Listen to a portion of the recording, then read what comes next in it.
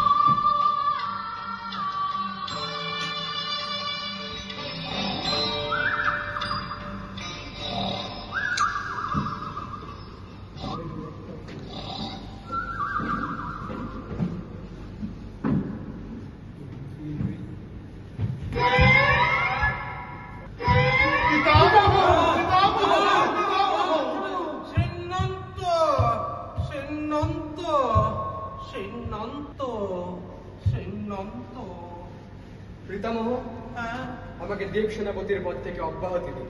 আমিও যমরাজের কার্য পরিচালনায় অপারগ। পিতামহ, আমিও পদত্যাগ করতে ইচ্ছুক। আমিও ভো ভো দেবগণ, সেনন্ত সেনন্ত সেনন্ত। আমরা কেবল বাঁচিয়া থাকিব বৈজ্ঞানিক ব্যাখ্যা। কি প্রকারে? বিষ্ণুর মেয়ে কুর্ম বরাহ। পারছি না পিতামহ, আমাকে আমার দায়িত্ব থেকে অব্যাহতি দিন, না হলে মাথা আমার খারাপ হয়ে যাবে পিতামহ। উতলা হইতেছ কেন? কি হইয়াছে সেই কথাটা না ব্যক্ত করো আগে, তারপর না হয়। তিনটে পাগল নিয়ে যে এবার ছিলাম, এখন কপালে জুটেছে রাক্ষস আর খপ্প।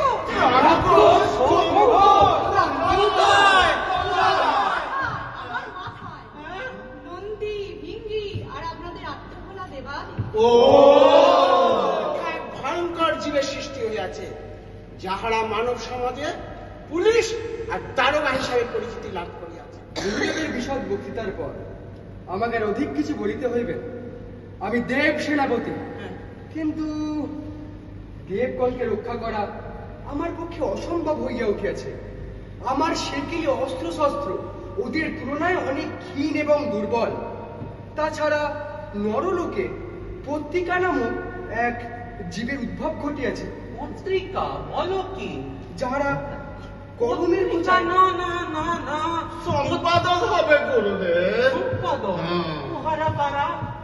যারা কলমের খোঁজায় সব লন্ডভন্ড করিবারে ক্রয়কারী মানুষের আর মধ্য লোকে অভাব নাই, এবং আমার অপেক্ষা গাঁজা টানিবার লোকও মধ্য লোকে গিজগিজ করিতেছে। বলো কি? তাই আমার ইচ্ছা, আমার প্রলয় কার্যের ভার সেই সমস্ত সংস্কারকগণের হাতে ন্যস্ত করিয়া আমাকে অব্যাহতি দেওয়া হোক। আমাকে আপনি ধনের দেবীরূপে প্রতিষ্ঠা দিয়েছেন, এ বিষয়ে তো কোনো সন্দেহ নাই। কিন্তু মর্তলোকে আজ ধন সম্পদের জন্য কেহই আমার উপর নির্ভর করে না। আপনি বিশ্ব ব্রহ্মাণ্ডের সৃষ্টিকর্তা, আপনি সব পারেন। আমার অনুনয়, এই ধন দপ্তর স্বয়ং আপনি নিজে গ্রহণ করুন এবং শক্ত হাতে এই সমস্যার সমাধান করিয়া আমাকে অব্যাহতি দান করুন। আমার মাতৃ হৃদয়ে শিশুদিগের প্রতি কিছু দয়া মায়া রহিয়াছে। তাহাদের পাঠের জন্য যে সকল পুস্তক নির্বাচিত হইয়াছে, তাহা আমি কিছুতেই পড়াইতে পারিব না। সঙ্গীত চর্চা, ছবি অঙ্কন, কম্পিউটার শিক্ষা, শরীর চর্চা, এত রকম বিষয় সংযোজিত হইয়াছে যে তাহাদের আহার বিশ্রামের পর্যন্ত অবকাশ নাই। আচ্ছা, আমার মাতৃ হৃদয় বিদীর্ণ হয়। পুরুষ পুরুষ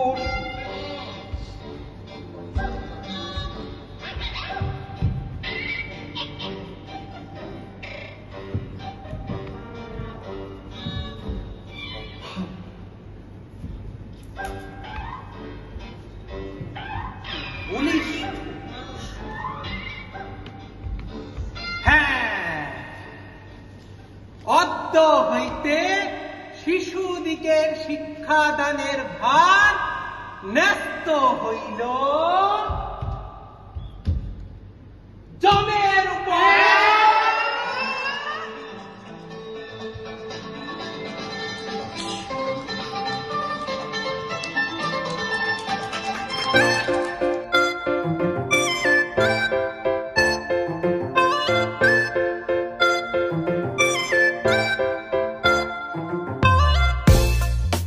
তো ফাইনালি আমার ড্রামা শেষ হয়ে গেছে। এখন আমরা মানে ম্যাক্সিমাম 1 বছর আগে একটা মুভি শ্যুট করেছিলাম, সেটাই এখন দেখানো হচ্ছে। তো আশা করি সেটাও ভালো লাগবে। আর এখনো কাজল ফাজল মনে হচ্ছে চোখের মধ্যে, কি বলবো, আলাদাই। ঠিক আছে, তো ভেতরে যাওয়া যাক, খুব অন্ধকার আছে ভেতরে।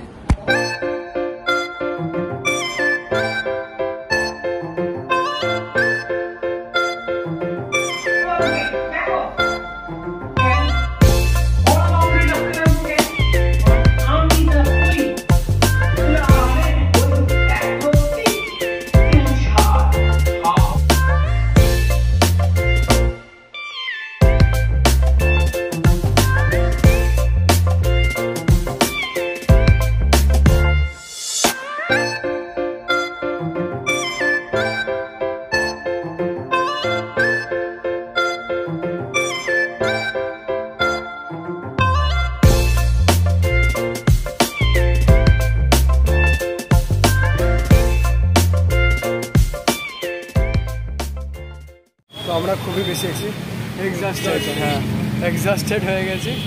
তো দেখে মুখ দেখে বোঝা যাচ্ছে। তো এখন আমরা বাড়ির দিকে যাচ্ছি। নিজের বাড়ি যাবে, আমি আমার বাড়ি যাবো। Bye bye bye bye bye bye. তো গাইজ ফাইনালি ঘরে চলে এসেছি, খুবই এক্সস্টেড হয়ে গেছি। এবার যে সেটা লম্বা ঘুম দেবো। আর নিশ্চয়ই জানাবে যে কি আমার ক্যারেক্টারটা কেমন ছিল, বাবার ক্যারেক্টারটা কেমন ছিল, আর মায়ের ক্যারেক্টার কেমন ছিল, মানে সবার ক্যারেক্টারটা কেমন ছিল, এটা নিশ্চয়ই জানাবে কমেন্টে। আশা করি এই ব্লগটা ভালো লাগবে। তো দেখা হচ্ছে আমার নেক্সট ব্লগে। Bye bye.